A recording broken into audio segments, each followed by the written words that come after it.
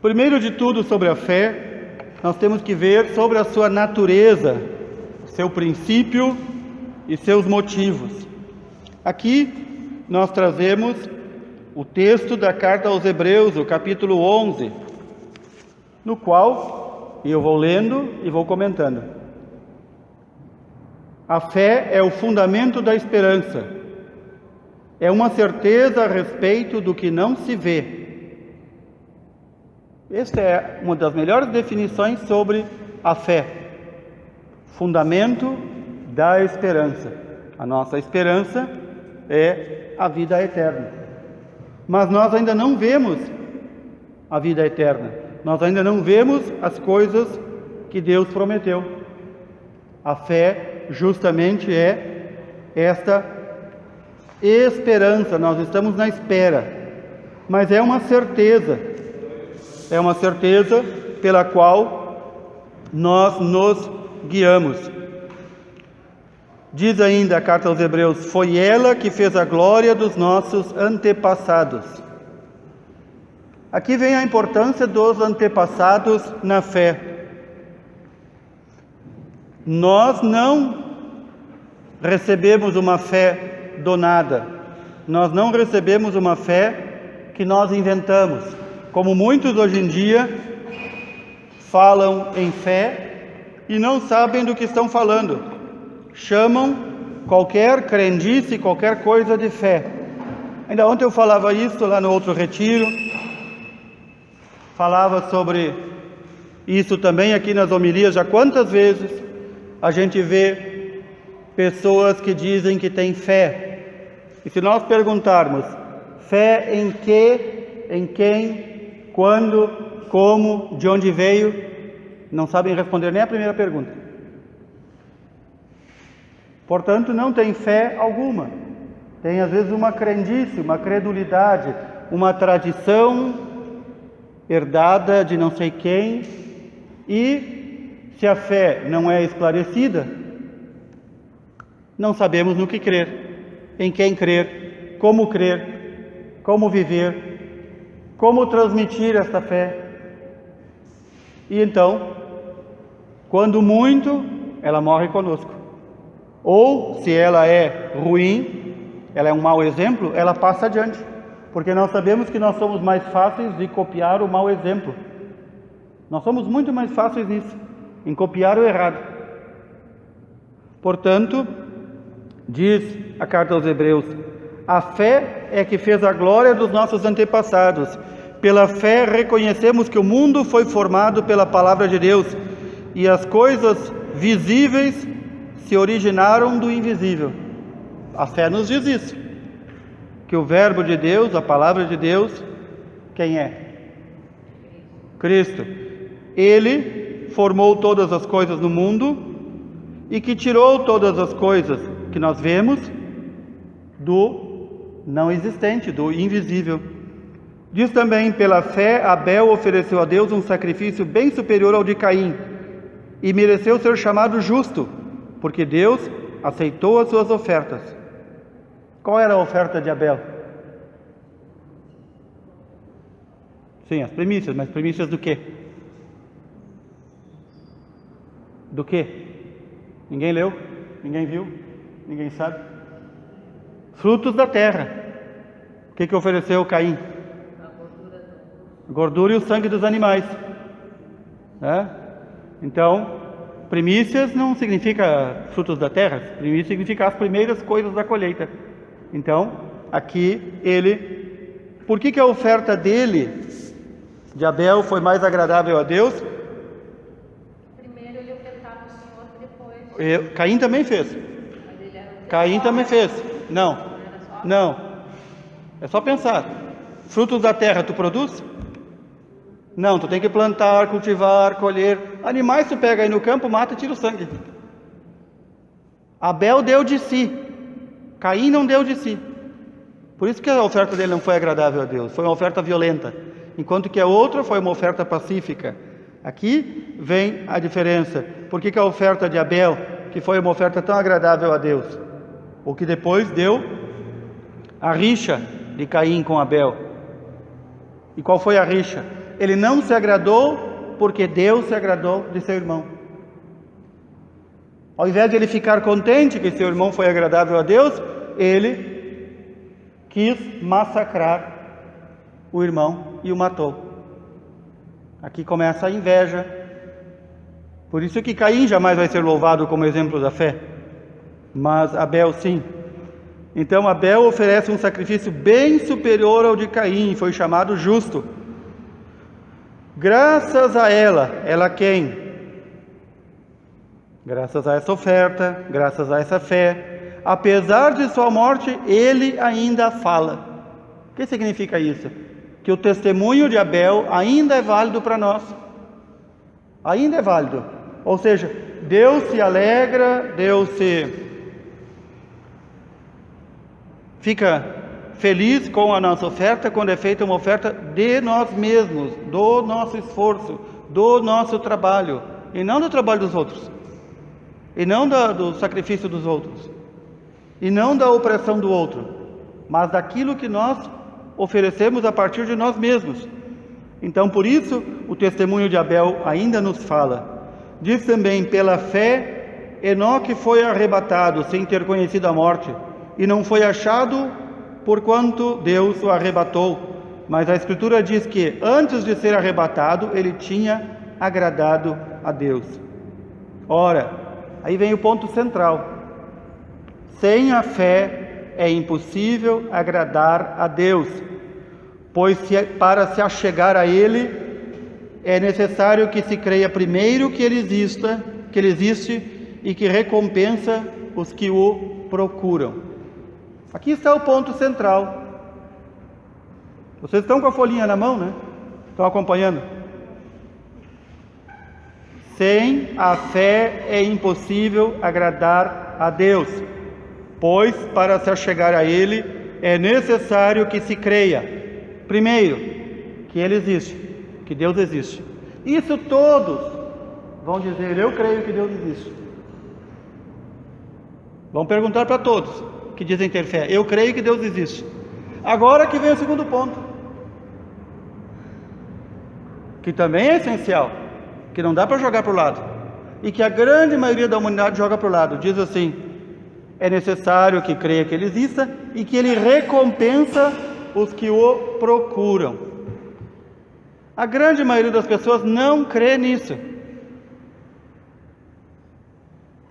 É simples constatar. Basta perguntar e todos vão dizer que o céu é lugar definitivo para todos. Morre um bandido, foi para o céu. Morre alguém que nunca agradou a Deus, nunca o buscou, e dizem: foi para o céu. Não conhecem o que é fé. Então a fé para agradar a Deus não é uma fé em qualquer coisa, sem saber o que. Esta fé nos diz que a gente tem que conhecer, saber que Deus existe e que Ele recompensa aqueles que o procuram. Não recompensa a quem não o procura. Então cai por terra aquela ideia de que Deus é bom e que ninguém vai para o inferno, e que todo mundo vai se salvar. A salvação é para todos, mas não são todos que querem ela. A vida eterna é para todos, mas não são todos que querem a ela. Deus quer todos, mas não são todos que querem a Deus. Por isso Jesus vai dizer de uma outra forma, que para o reino de Deus, muitos são chamados, poucos escolhidos. Por isso Jesus vai dizer que a porta de entrada no reino dos céus é estreita, e só aqueles que fazem a vontade do Pai e que fazem violência contra si mesmo é que conseguem chegar no céu. Ou seja, não é qualquer um que entra no céu. Não basta dizer eu tenho fé. Aí a pergunta, de novo, fé em quê? Fé em quem? Como é que é esta fé? O que acredita a tua fé? Como é que ela se põe em prática? Como é que tu transmite ela? E aí a pessoa vai poder dizer, eu tenho fé. Aí ela vai poder dizer verdadeiramente, eu tenho fé. Notem que esse ponto é central aqui na carta aos Hebreus. Vou repetir. Ora, sem fé é impossível agradar a Deus, pois para se achegar a Ele, ou seja, se aproximar de Deus, é necessário que se creia, primeiro, que Ele existe e que recompensa os que o procuram. E segue ainda. Pela fé na palavra de Deus, Noé foi avisado a respeito de acontecimentos imprevisíveis. Cheio de santo temor, construiu a arca para salvar a sua família. Pela fé, ele condenou o mundo e se tornou o herdeiro da justificação mediante a fé. Foi pela fé que Abraão, obedecendo ao apelo divino, partiu para uma terra que devia receber em herança. E partiu não sabendo para onde ia. Por isso Abraão, junto com Nossa Senhora, são os dois modelos de fé para o cristão. Deus disse, sai da tua terra e vai para onde eu te mostrar. Ele não disse, mas onde é que é? Aí Deus vai dizer, não, é lá, ou 2, 3 países depois. Aí ele vai dizer, não, mas isso é muito longe. Deus disse, vai para onde eu te mostrar. E Deus foi mostrando o caminho. E ele atravessou países para chegar até a Terra Santa, para poder habitar com o seu povo. Isto é fé. Largar tudo, porque Deus mandou, e ir para onde Deus ainda vai dizer onde é que é. Quase sempre, quando nós pedimos a Deus uma luz, a gente diz, me mostra a resposta, me mostra a resposta. Deus não vai mostrar a resposta, Ele vai mostrar os caminhos. E aí vem aquele problema, aquele que não tem verdadeiramente fé, ou não exercita a sua fé, ou não conhece o que é fé, ele quer fazer de Deus um empregadinho dele. Ele quer que Deus esteja a seu serviço. Deus tem que me fazer tal coisa, porque eu creio nele. Deus tem que me dar tal graça. Deus não tem que me dar nada. Ele não me deve nada, absolutamente nada. E a fé verdadeira é aquela fé que vai permanecer muitas vezes no escuro, mas sabe que Deus está lá iluminando para a gente chegar e atravessar o túnel escuro. Então aqui, este exemplo de Abraão, diz mais ainda, foi pela fé que Abraão habitou na terra prometida, como em terra estrangeira, habitando aí em tendas com Isaac e Jacó, co-herdeiros da mesma promessa. O que houve? Depois de anos e anos e anos, Abraão já era velho, e Deus prometeu esse herdeiro Isaac. Abraão acreditou. O que houve com Sara, a mulher de Abraão? Não acreditou e riu. Como? O que tem bebê de Sara? É o Isaac, sim. A Sara é a mulher do Abraão, tem que ser o Isaac. E então, aguardar um filho em extrema velhice, isso não é fé? É fé ou não é fé? E mais ainda, quando esse filho nasce, já está ali crescidinho, lá, 11, 10, 12 anos, Deus disse a Abraão, vai, leva teu filho lá para a montanha e sacrifica ele para mim. E Deus tinha dito a Abraão, todas as promessas de um povo numeroso, tu vai ter nesse filho Isaac. E depois diz, vai lá e mata ele para mim. Isso não é fé? E claro que nós sabemos que Abraão foi e não precisou matar o filho. Foi a forma de que Deus pediu a Abraão para testar a sua fé, ver o seu amor, testar o seu amor, a sua confiança. E diz mais ainda, Isaac e Jacó, co-herdeiros da mesma promessa, porque tinha a esperança fixa na cidade assentada sobre os fundamentos eternos, cujo arquiteto e construtor é Deus. Abraão esperava essa cidade eterna, não uma cidade aqui na terra. Ele foi para o lugar que Deus foi indicando, mas ele sabia que a esperança dele não deveria estar aqui numa cidade da terra, porque nós aqui na terra somos peregrinos e não temos morada definitiva. E aí diz assim, de um só homem quase morto, já era velhíssimo Abraão, nasceu uma posteridade tão numerosa como as estrelas do céu, inumerável como os grãos de areia da praia do mar. Foi na fé que todos os nossos pais morreram, embora sem atingir o que lhes tinha sido prometido, viram-no e o saudaram de longe, confessando que eram só estrangeiros e peregrinos sobre a terra. Todos os pais do povo hebreu morreram naquela travessia dos 40 anos. Ninguém pense que todos aqueles que saíram do Egito chegaram. Foram morrendo, foram nascendo outros, e aquela promessa foi sendo transmitida. Aquelas gerações que chegaram lá, na terra prometida, depois de 40 anos, muitos já não eram da primeira geração. Eram da segunda, da terceira, que foram ver a Terra Santa. Mas foram na promessa. Nossos pais receberam essa promessa, nossos avós receberam essa promessa, nossos bisavós receberam essa promessa. Ou seja, isso é fé. E então, diz ainda a carta aos Hebreus, dizendo isto, ou seja, que nós somos só estrangeiros e peregrinos sobre a terra, eles declaravam, e nós também podemos declarar, que buscavam uma pátria. E se referissem àquela onde saíram, ocasião teriam de tornar a ela. Mas não. Eles aspiravam a uma pátria melhor, isto é, a celestial. Por isso Deus não se dedigna de ser chamado seu Deus. De fato, Ele lhes preparou uma cidade. Foi pela sua fé que Abraão, submetido à prova, ofereceu Isaque, seu único filho. Depois de ter recebido a promessa e ouvido as palavras, uma posteridade com o teu nome te será dada em Isaque. Estava ciente de que Deus é poderoso até para ressuscitar alguém dentre os mortos. Assim ele conseguiu que seu filho lhe fosse devolvido. E isso é um ensinamento para nós.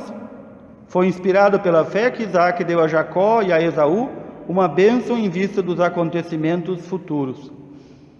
Foi pela fé que Jacó, estando para morrer, abençoou cada um dos filhos de José e venerou a extremidade de seu bastão. Foi pela fé que José, quando estava para morrer, fez menção da partida dos filhos de Israel e dispôs a respeito de seus despojos. Foi pela fé que os pais de Moisés, vendo nele uma criança encantadora, o esconderam durante 3 meses e não temeram o édito real. Foi pela fé que Moisés, uma vez crescido, renunciou a ser tido como filho da filha do faraó, preferindo participar da sorte infeliz do povo de Deus, a fruir dos prazeres culpáveis e passageiros. Com os olhos fixos na recompensa, considerava os ultrajes por amor de Cristo como um bem mais precioso que todos os tesouros dos egípcios. Foi pela fé que deixou o Egito, não temendo a cólera do rei, com tanta segurança como estivesse vendo o invisível. Foi pela fé que mandou celebrar a Páscoa e aspergir os portais com sangue, para que o anjo exterminador dos primogênitos poupasse os filhos de Israel. Foi pela fé que os fez atravessar o Mar Vermelho, como por terreno seco, ao passo que os egípcios que se atreveram a persegui-los foram afogados. Foi pela fé que desabaram as muralhas de Jericó, depois de rodeadas por 7 dias. Foi pela fé que Raabe, a meretriz, não pereceu com aqueles que resistiram, por ter dado asilo aos espias. Que mais direi? Irá-me faltar o tempo. Se falar de Gedeão, Baraque, Sansão, Jefté, Davi, Samuel e dos profetas. Graças à sua fé conquistaram reinos, praticaram a justiça, viram-se realizar as promessas. Taparam bocas de leões, extinguiram a violência do fogo, escaparam a fio de espada, triunfaram de enfermidades, foram corajosos na guerra e puseram em debandada exércitos estrangeiros. Devolveram vivos às suas mães os filhos mortos. Alguns foram torturados por recusarem ser libertados, movidos pela esperança de uma ressurreição mais gloriosa. Outros sofreram escárnio e açoites, cadeias e prisões. Foram apedrejados, massacrados, cerrados ao meio, mortos a fio de espada. Andaram errantes, vestidos de pele de ovelha e de cabra, necessitados de tudo, perseguidos e maltratados, homens de que o mundo não era digno. Refugiaram-se nas solidões das montanhas, nas cavernas e em antros subterrâneos, e, no entanto, todos estes mártires da fé não conheceram a realização das promessas, porque Deus, que tinha para nós uma sorte melhor, não quis que eles chegassem sem nós à perfeição da felicidade. Notem que a carta aos Hebreus, nesse capítulo 11, fala de toda esta multidão do povo hebreu anterior aos apóstolos, que esperou, viu já algumas vitórias aqui na terra, mas não alcançou a vitória final. Não alcançou ver a realização das promessas. E tanto o apóstolo Paulo como os outros vão dizer: a realização das promessas se dá em Cristo Jesus. Portanto, Ele, que está aqui entre nós, é aquele que realizou todas as promessas. E Ele é capaz de nos dar tudo aquilo que foi prometido aos nossos pais. Notem que o último versículo, 40, diz: porque Deus, que tinha para nós uma sorte melhor, não quis que eles chegassem sem nós à perfeição da felicidade. O que é que nós dizemos quando, no credo, quando dizemos que Cristo desceu à mansão dos mortos? Que Ele foi, logo após ressuscitar, lá onde estavam estes santos, homens e mulheres, aqueles que buscaram fazer a vontade de Deus, e que não estavam no céu, porque o céu não estava aberto, e foi resgatá-los e levá-los para o céu. Eles tiveram que esperar. É este grupo numeroso, e mais o grupo de todos os santos, nesses 2000 anos de igreja, é que vão ser chamados a nuvem de testemunhas. E a palavra de Deus diz que nós somos cercados por uma nuvem de testemunhas. De modo que quando nós estamos em apertos, ou estamos em dificuldades, basta ler e meditar a palavra de Deus. Basta ver o testemunho dos santos. Eles passaram por tudo o que nós passamos e coisas muito piores, e continuaram sendo testemunhas. Continuaram buscando a Deus. Continuaram tentando agradar a Deus com a fé que tinham. Então nós temos exemplos. Nós temos testemunhos. Isso, ao mesmo tempo que nos deveria encher de orgulho, nos deveria também atemorizar, porque muitas vezes nós levamos a nossa fé de qualquer jeito. Parece assim que isso é uma doença da idade moderna, achar que a fé é uma coisa privada. O Jair tem a dele, o João tem a dele e eu tenho a minha. Cada uma vive do seu jeito. Quando a fé sempre foi e sempre será algo comunitário. Se vive em comunidade. Se vive na mesma fé e da mesma fé. Não dá para viver tu com a tua e eu com a minha. Ou como diz o povo, um fé de mais e outro fé de menos. Não dá para viver assim. Quando se vive assim, se vive a fé de modo errado. Porque eu não procuro dar testemunho a ele, e ele não procura dar testemunho a mim da fé.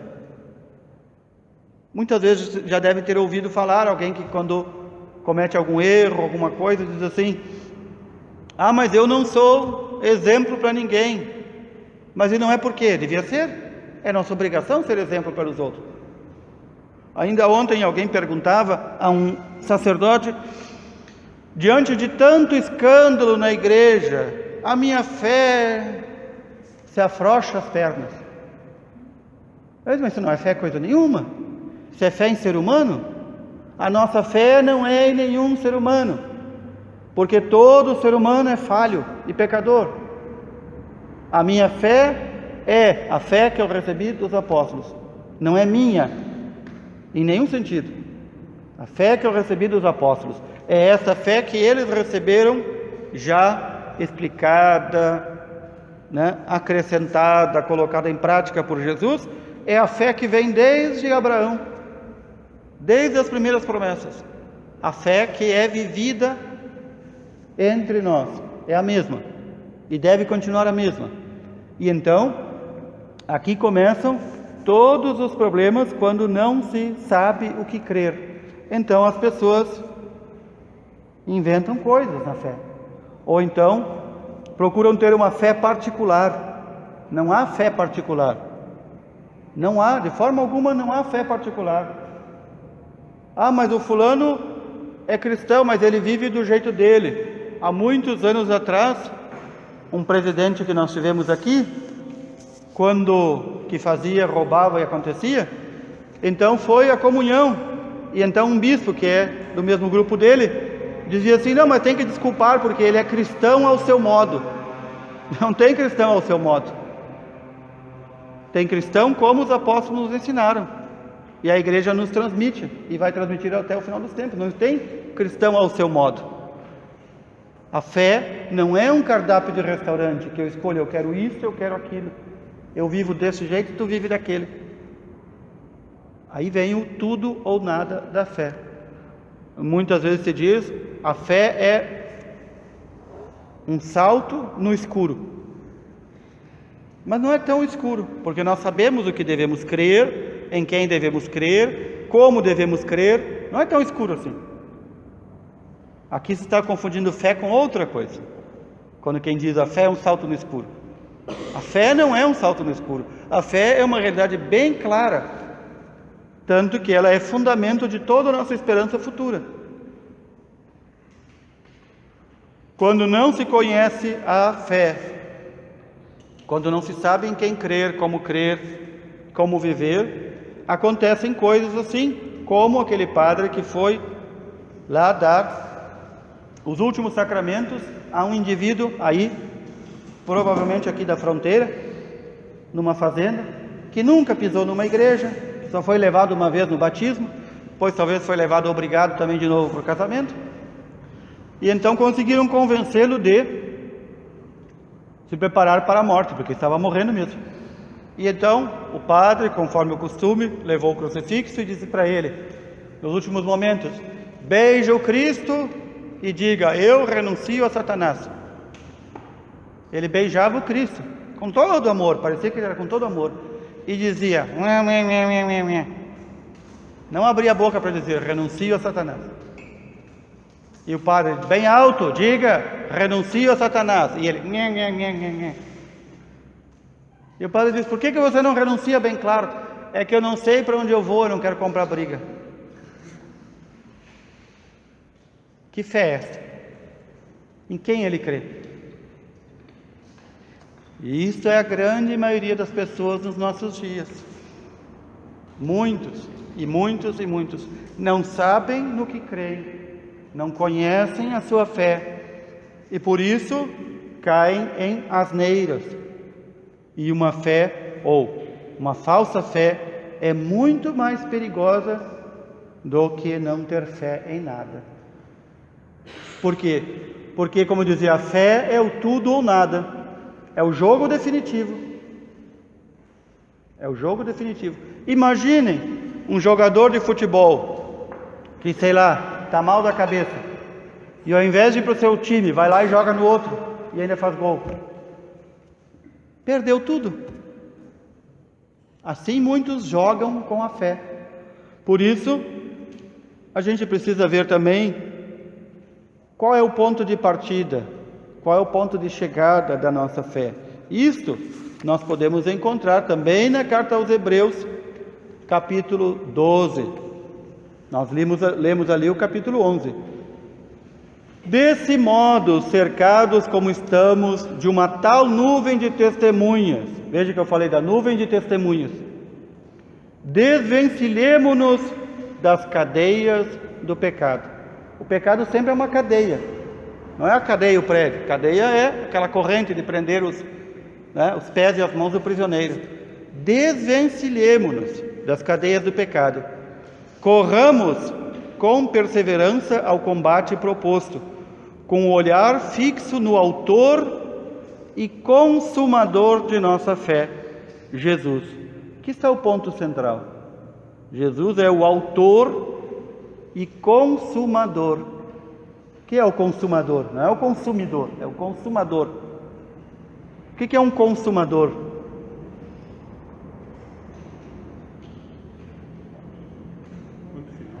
É o ponto final, aquele arremate que fecha tudo. Notem que ele é o autor e o consumador. É como se nós disséssemos assim: um péssimo exemplo, né?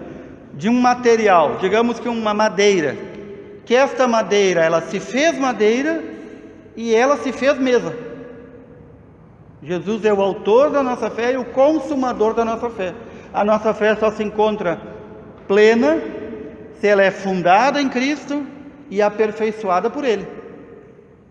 Por isso que nós podemos, de alguma forma, colaborar no aperfeiçoamento da nossa fé. Como? Estudando, como estamos fazendo agora, descobrindo, rezando e tantas outras coisas. Mas nós não somos autores da nossa fé.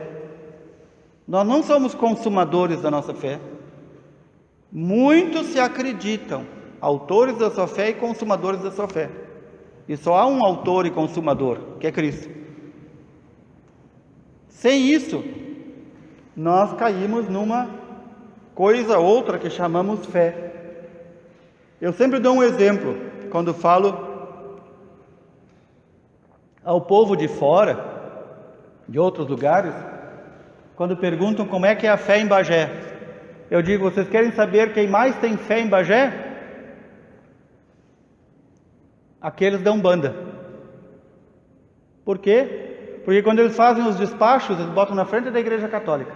Nunca na igreja evangélica, nunca na igreja protestante, nunca na igreja anglicana, nunca na igreja católica. Porque eles sabem que aqui está o Deus verdadeiro e que aqui é a igreja de verdade. E os católicos não vêm à igreja, porque não creem. E quando vão na procissão do Santíssimo, não se ajoelham, porque não creem. E não se preparam, porque não creem. E não se confessam, porque não creem. Os católicos vão dando prova de que não creem. E eles creem. Notem isso. Eles têm uma fé errada, tá? Mas no ponto central está certo.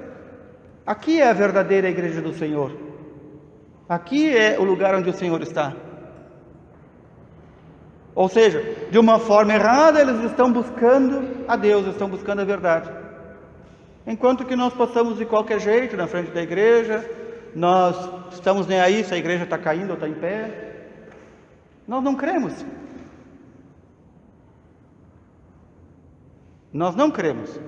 Se nós acreditássemos, nós faríamos de tudo. Aí está a diferença.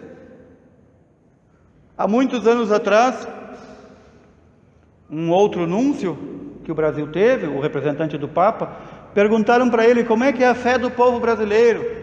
Ele disse, é um povo de tanta fé, tanta fé, tanta fé, é tanta fé, mas não sabem quê. Não sabem quê, porque ele não conhece a sua fé, ele não pesquisa sobre a sua fé, ele não estuda sobre a sua fé, ele não reza. Então qualquer um que passar na rua tocando flauta e contando outra história, ele vai atrás.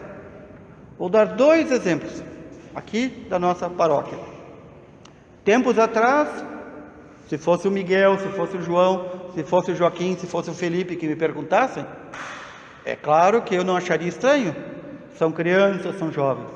Uma pessoa de quase 80 anos disse assim, padre, eu não consegui dormir à noite preocupado com uma coisa. Eu pensei, vai ver que é alguma coisa muito grave. É que lá em casa eu tenho uma velinha junto à cruz, à Bíblia e à imagem dos santos. E eu acendo sempre essa velinha com isqueiro. E alguém me disse, passou alguém cantando e a pessoa ouviu, que não pode ser com isqueiro, tem que ser com fósforo, senão não vale. E a pessoa não dormiu por causa disso. Aí eu perguntei, Nosso Senhor Jesus Cristo, os apóstolos, Nossa Senhora e toda essa multidão, eles acendiam as velas com o quê? Com fósforo ou com isqueiro? E a pessoa me disse, com fósforo, né? Naquele tempo não tinha isqueiro, não tinha nem fósforo não tinha. Eles tinham pedra, que batiam uma na outra e tiravam faísca. Por que você não pega pedra e faz assim também?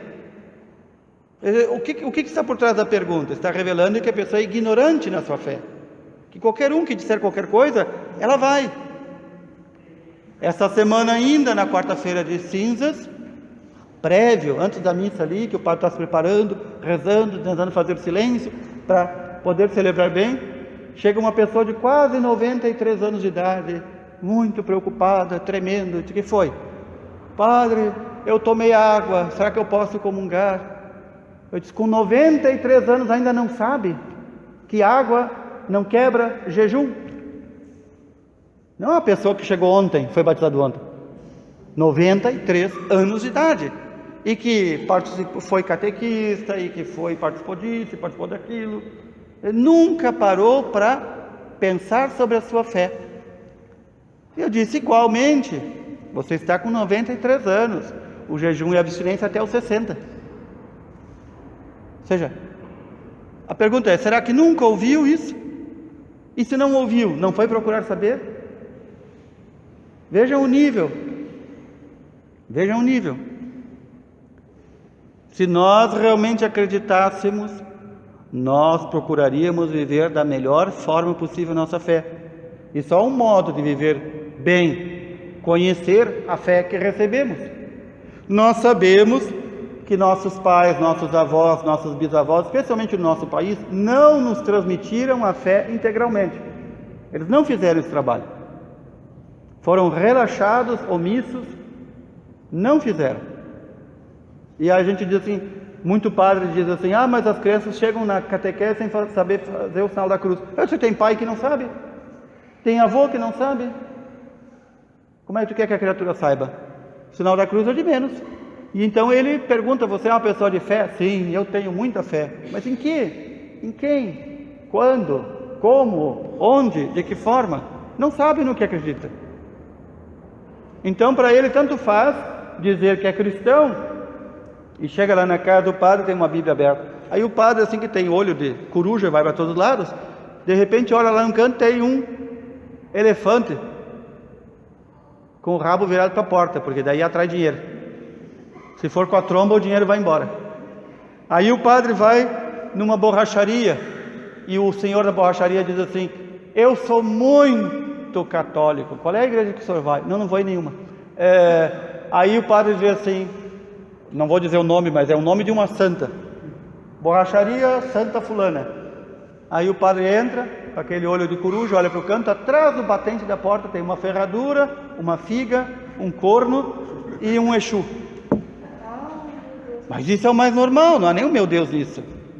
É o mais normal.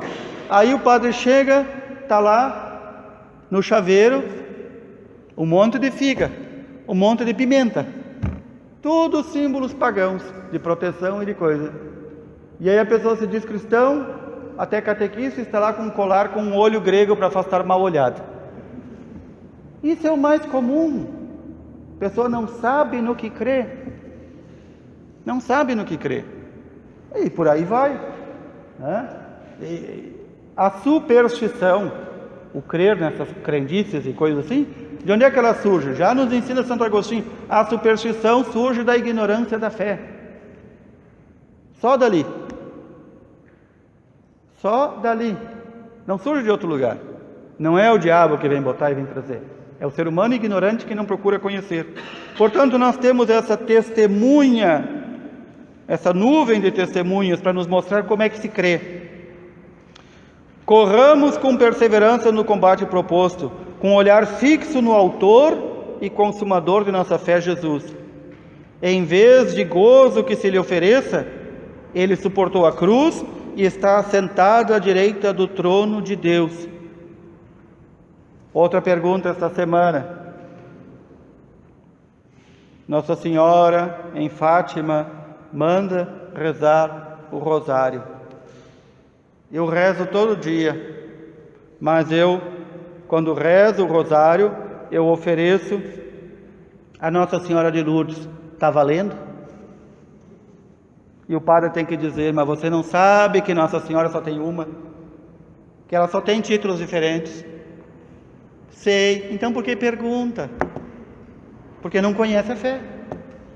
Quando manda do que Deus São Denise para esse santo ou para aquele santo? Ignorância da fé. E por aí vai. Então, considerai, pois, atentamente aquele que sofreu tantas contrariedades dos pecadores. A vida de Jesus foi só isso, os pecadores batendo nele, dando contra. E não vos deixei abater pelo desânimo. Se nós somos seguidores de Cristo, Qualquer desânimo nos abate. Mas que cristão é esse? Se o nosso autor da nossa fé, o consumador da nossa fé, suportou tudo, uma vida inteira, aturando aquela gente, e nos aturando também. E a gente não é capaz de suportar nada. Em tudo a gente se queixa. Em tudo fica para baixo. Ai, eu estou deprimido. Ai, eu estou doente. Ai, me dói isso. Ai, me dói aquilo. E por aí vai. Não vos deixei abater pelo desânimo. Ainda não tendes resistido até o sangue na luta contra o pecado. Quantos santos e santas que para resistir ao pecado pegaram blocos de pedra, batiam na cabeça, batiam no corpo, se escondiam nas cavernas, fugiam das ocasiões de pecado. E às vezes vem uma criatura, 30, 40, 50, 60 anos, contando o mesmo pecado para o padre, na hora da confissão. Ele diz, mas o que tu fez para resistir? Pois é, a gente tenta, mas o que tu tenta? Se nós temos que sair desta vida santificados para chegar no céu, é agora o momento de tentar, não é amanhã, depois da manhã, é tentar com todas as forças. Por isso, a carta aos Hebreus diz, ainda não tendes resistido até o sangue. Ou seja, se é necessário dar a vida para vencer o pecado.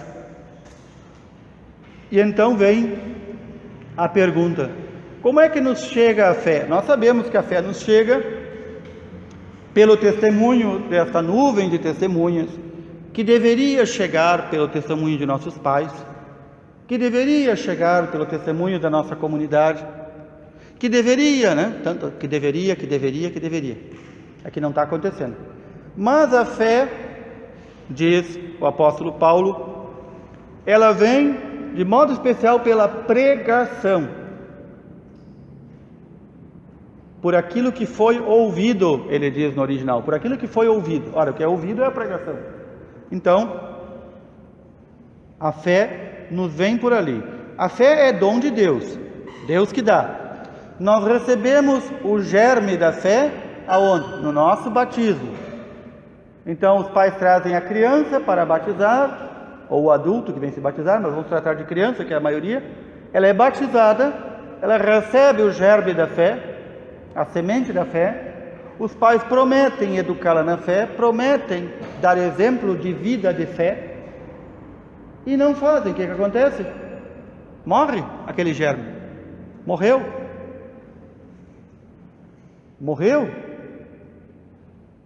É como se eu dissesse assim, ele está batizado só exteriormente, interiormente não foi, porque mataram. É como se eu vou à floricultura e peço a semente melhor, que vai dar a flor mais bela, e levo para minha casa, planto e compro o cimento e faço uma chapa e põe em cima. É isso que está se fazendo. Sufoca-se e se mata a fé, já dos pequeninos. E portanto não vai brotar nada ali, a não ser por um milagre de Deus, um caso excepcional de uma pessoa que no futuro será muito santa, em que Deus tira ali.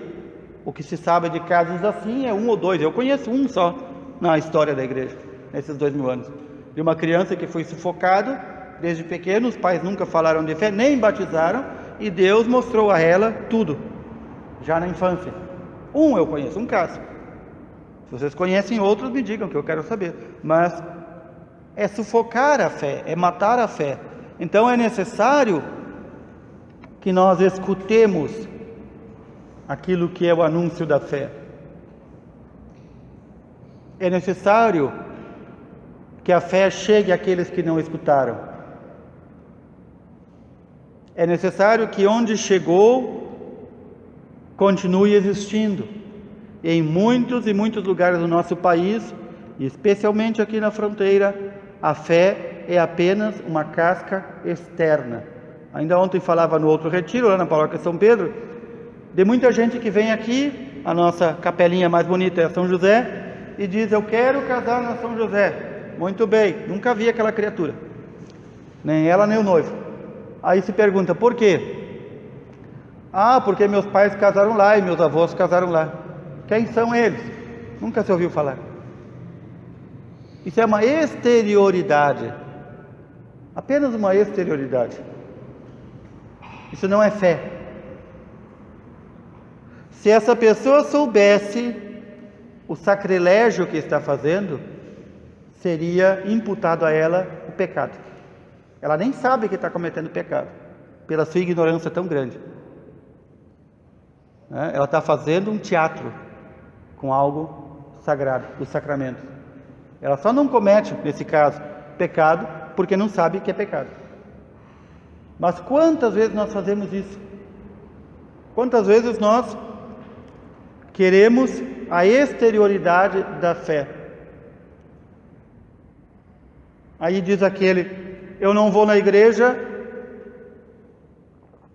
porque está em reforma, e lá no salão eu acho muito feio. Eu não vou porque está quente, eu não vou porque está frio, eu não vou porque estou frouxo das pernas, eu não vou porque estou cansado, eu não vou porque isso, eu não vou porque aquilo. Que fé é essa? Dá para acreditar que uma pessoa dessas luta contra o pecado e quer ser santo? Óbvio que não.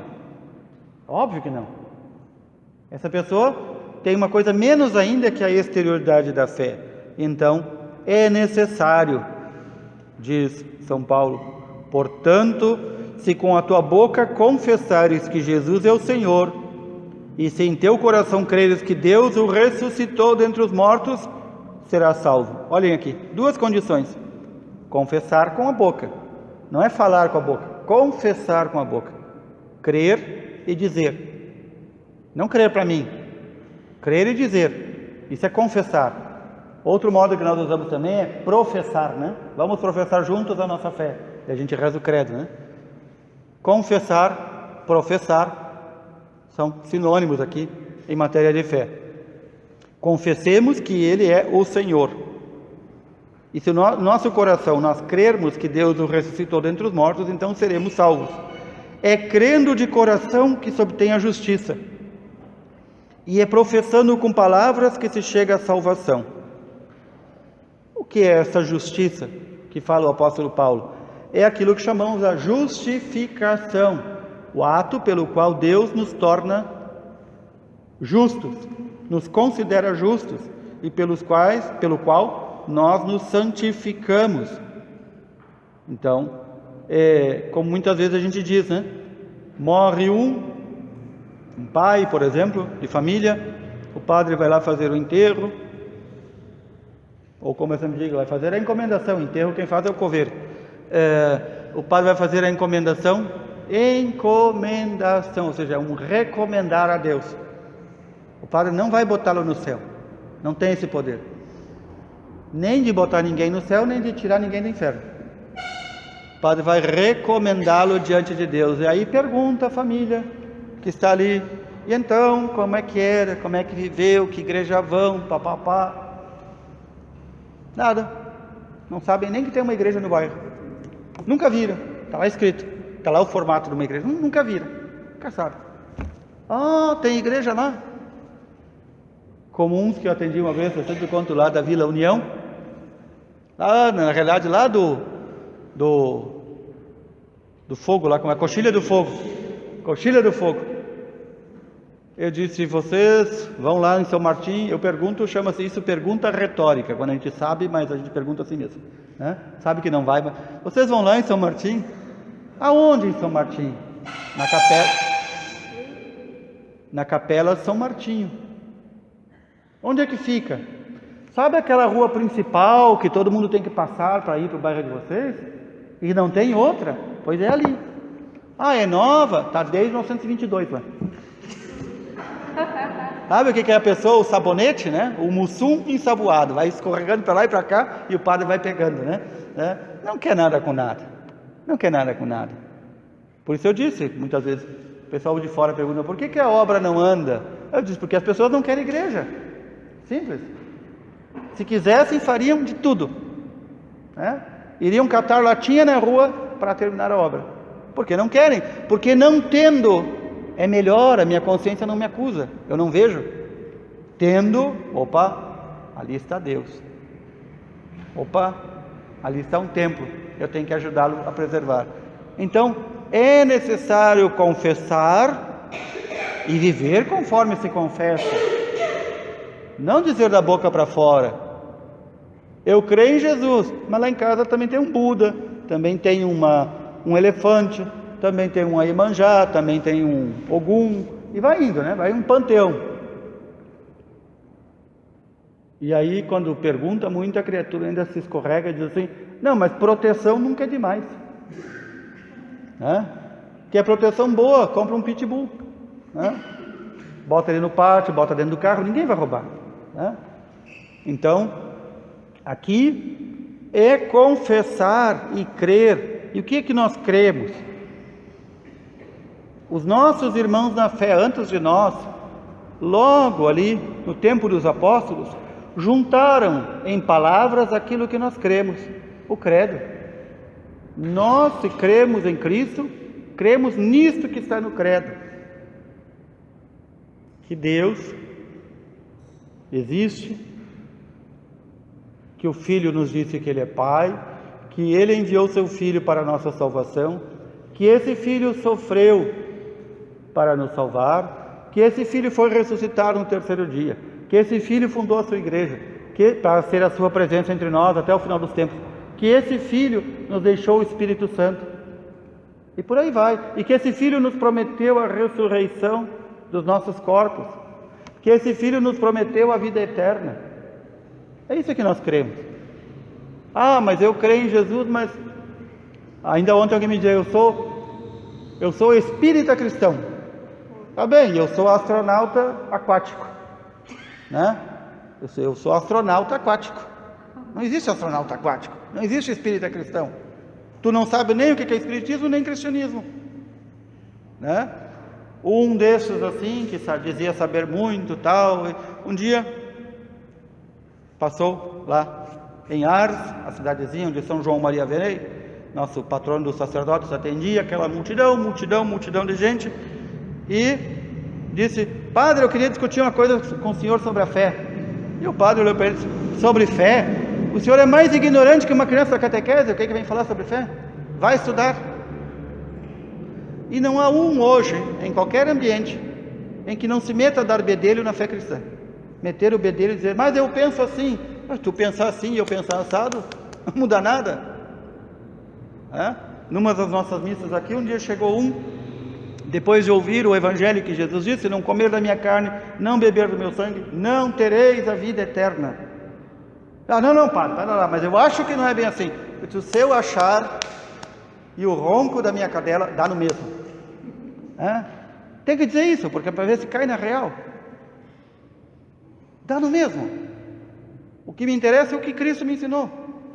Eu acho que não é assim, mas o teu achar não vale nada. E quando é um padre, um bispo, eu digo: o teu achar vale menos do que aquilo que o gato enterra. Vale menos. Para terem bem noção do que vale. A nossa fé não é um achismo, não é uma coleção de que eu quero isso, eu quero aquilo. Ou nós cremos na integridade, ou não cremos. Ou nós não conhecemos, e Deus sempre perdoa o pecado por ignorância, mas não perdoa quem quer ficar ignorante para não saber mais. É diferente. Então, São Paulo diz ainda: a Escritura diz: todo o que nele crer não será confundido. Porém, como invocarão aquele a quem não tem fé? Em quem não tem fé? E como crerão naquele de quem não ouviram falar? E como ouvirão falar se não houver quem pregue? Notem, como é que eu vou dizer a uma criatura que ela tem que crer em Jesus, se ela nunca ouviu falar de Jesus? Se nunca ninguém pregou para ela quem é Jesus? Como é que eu vou falar? Então eu tenho que começar, se ela quiser aprender, começar do zero.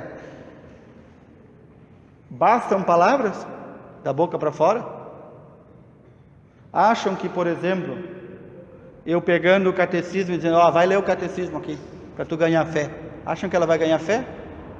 Não, ela vai ler o catecismo, se ela tiver vontade, como quem lê um livro de romance, um livro de novela, um livro de história, vai ler aquilo, mas Deus até pode se servir disso para colocar a fé na cabeça da criatura, mas não funciona assim. Não funciona enfiar, né?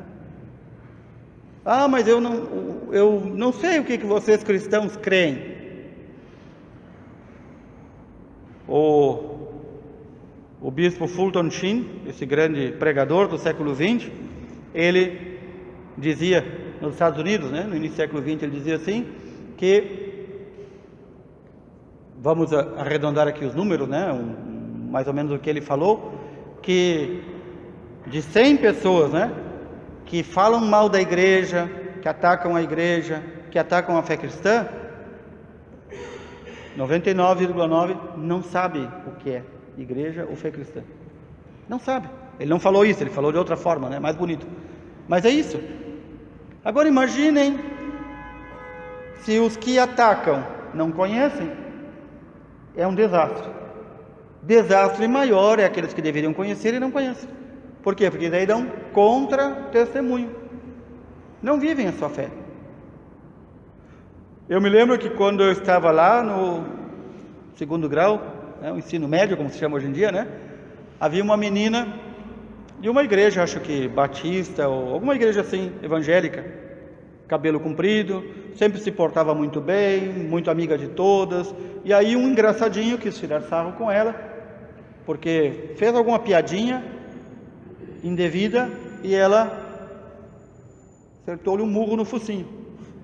E ele diz, mas tu é crente, tu não podia fazer isso aí. E ela disse, onde é que está na Bíblia que eu não posso fazer isso aqui? Tu nunca viu uma Bíblia, tu nem sabe o que é. Ou seja, ele julgando a fé que não conhece.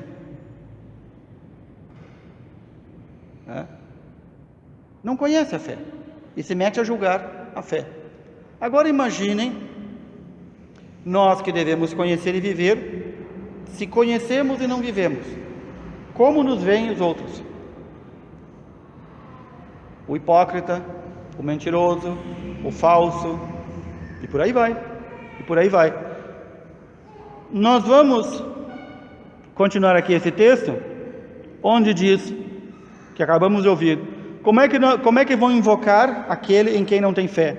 E como crerão naquele de que não ouviram falar? E como ouvirão falar, se não houver quem pregue? E como pregarão se não forem enviados? Como está escrito, quão formosos são os pés daqueles que anunciam as boas novas, mas não são todos que prestaram ouvidos à boa nova. Muitos que receberam a boa nova, o Evangelho, não prestaram ouvidos. E isso acontece até nas nossas igrejas. Na hora do Evangelho, na hora da pregação, as pessoas acham de tudo para fazer. Desde uma sacola barulhenta que parece um rato mexendo, até contar quantos parafusos tem no teto. Quando não conversar com quem está do lado. Estão ouvindo, estão tendo a graça de ouvir a palavra de Deus e não aproveitam. Mas não são todos que prestaram ouvidos à boa nova. É o que exclama Isaías: Senhor, quem acreditou na nossa pregação? Logo, a fé provém da pregação, e a pregação se exerce em razão da palavra de Cristo. Este, em razão da palavra de Cristo, significa por ordem de Cristo. Nós não pregamos porque o bispo mandou, ou porque alguém me mandou, mas porque Cristo nos mandou pregar. Ele mandou os apóstolos, disse, ide a todo mundo e pregai o Evangelho, pregai a boa nova a todas as criaturas. Ele diz isso bem claro. Aí o que acontece com os primeiros apóstolos, os primeiros discípulos, eles dizem, mas será que é para levar também para os não-judeus? Aí ele falou toda a criatura. Mas os outros são criatura? Aí ele diz, é pergunta idiota, né? Quantas vezes Jesus não deve ter dito, que pergunta idiota? Ide pelo mundo inteiro. Não sei, mas será que o mundo só vai até a Grécia ou vai até a Turquia? Onde é que vai o mundo? O que Jesus quis dizer? A todo mundo, a toda criatura. Há um desses memes de internet aí que hoje em dia mostra assim, Jesus pregando, fazendo a multiplicação dos pães e peixes. Se fosse hoje, alguém ia dizer: já verificou se esse peixe não tem mercúrio? E o outro: esse pão é sem glúten? Assim vivemos a fé. Mas será que aquilo lá é assim mesmo? Será que ele mandou mesmo pregar toda a criatura? Será que é para levar o evangelho para todos? Ou só para aqueles que merecem? Ou só para aqueles que ouviram? O que nós vamos fazer? Vamos ficar com a fé só para nós? Vai morrer conosco? Ou ela é para transmitir às futuras gerações? Os apóstolos quantas vezes dizem: eu vos transmito aquilo que recebi do Senhor. São Paulo, narrando a Eucaristia, a instituição da missa da Eucaristia, ele diz: eu vos transmito o que recebi do Senhor. Não o que eu quero, não o que eu acho que é melhor, mas o que recebi do Senhor. Então nós não temos direito de cortar aquilo que nos interessa e aquilo que não nos interessa. Eu me recordo de uma professora que tive no mestrado em teologia, famosa teóloga no Brasil. Quando se diz famosa, pode saber que é uma fraude. Ela já tinha dado aula muitos anos atrás para outras turmas, lá no bacharelado e na licenciatura. E os alunos, que não são grande coisa nunca, já tinham expulsado ela de tão ruim que era. E aí, por amizades, ela voltou e foi para a minha turma no mestrado. E era daquelas que a gente chama tesoureira, como tem muito tesoureiro. Aquilo que na Bíblia ela concorda é palavra de Deus. O que ela não concorda não é palavra de Deus. Em uma aula ela começou a cacetear São Paulo. São Paulo não estava ali para se defender, então eu estava lá. E começou: isso aqui que São Paulo diz não é verdade, isso aqui não é assim, isso aqui não é assado, isso aqui é machismo, isso aqui não sei o quê. E começou, pau e pau, pau e pau. Aí disse: só um momentinho. Quando a gente chama a palavra de Deus, é tudo o que está na palavra de Deus? Ou é só aquilo que me interessa? Não, mas tem que ver que não. Uma coisa é estudar os contextos, as épocas, é bem diferente. Outra é a senhora dizer que esse trecho ou aquele trecho não é palavra de Deus. Isso é heresia. E portanto, se a senhora prega isso, ensina isso, a senhora já não é mais cristã. E aí tirei da mochila uma tesoura e disse: toma essa tesoura, vai lá, recorta a sua Bíblia, funde a sua igreja, funde a sua fé, e vá viver como tesoureira do Evangelho. Ficou furiosa, né? Aquelas rabos que ficam assim, batendo, né? Ficou o rabo batendo assim, né? Não deu mais uma semana, conseguimos tirá-la do curso do mestrado em teologia. Chamar uma criatura que é para ensinar os futuros padres a ensinar heresias e ensinar erros, não precisa. Não precisa. Então aqui também, nós não fomos chamados para ensinar erro, ou o que eu gosto, ou o que eu não gosto. Não, mas São Paulo diz que os idólatras, os cachaceiros e outros mais não vão entrar no reino do céu. Não, mas eu acho que ele não quis dizer bem isso. Mas é de pegar um porrete, botar um prego comprido na ponta e bater na cabeça de quem diz isso, né? Não, ele escreveu isso, mas não quis dizer isso, quis dizer outra coisa. Tu sabe melhor do que toda a igreja e todos os apóstolos. Havia um colega também no seminário, em que tudo o que se dizia da palavra de Deus ou dos documentos da igreja, ele dizia: mas eu acho que não é bem assim. Mas por que tu não funda uma igreja, criatura? Só tua, com a tua pregação. E também há padres e bispos que dizem: mas não é bem assim. Estes, como diz São Paulo, preferem dar ouvidos às fábulas e se apartaram da verdadeira fé. Estão aí na igreja só para incomodar. E há muitos que deseducam, desensinam e desencaminham vários do caminho da salvação, porque querem escolher o que crer e o que não crer. Então, diz São Paulo, a fé provém da pregação. A fé vem da pregação. entra pelos ouvidos. E a fé se exerce, a pregação se exerce em razão da palavra de Cristo, por ordem de Cristo.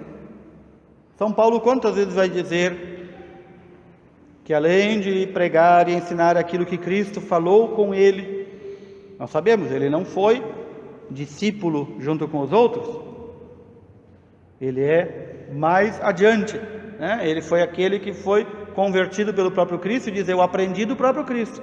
E ele diz, depois de 3 anos pregando o que ouvi de Cristo, depois de 3 anos, então eu fui a Jerusalém me encontrar com os apóstolos. Ele ainda não tinha encontrado, já estava pregando 3 anos.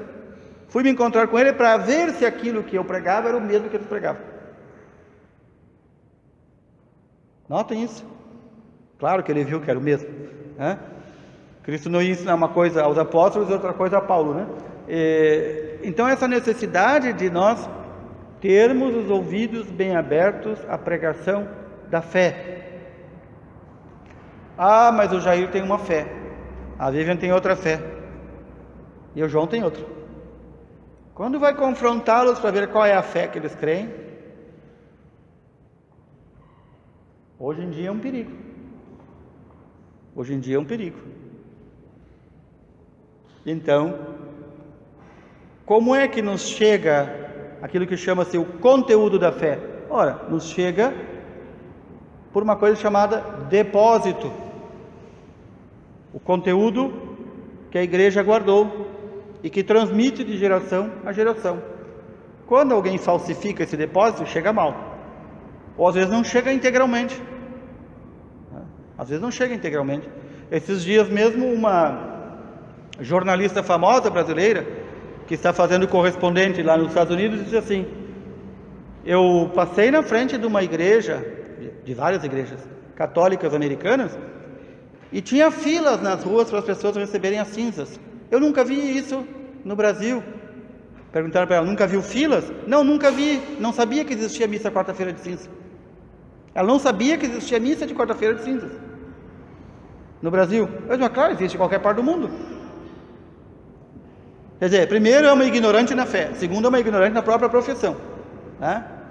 Um burro desse devia pagar para trabalhar e não ganhar, porque não sabe o mínimo de nada, né? Ou quantas vezes a gente vê isso aí, as pessoas escreverem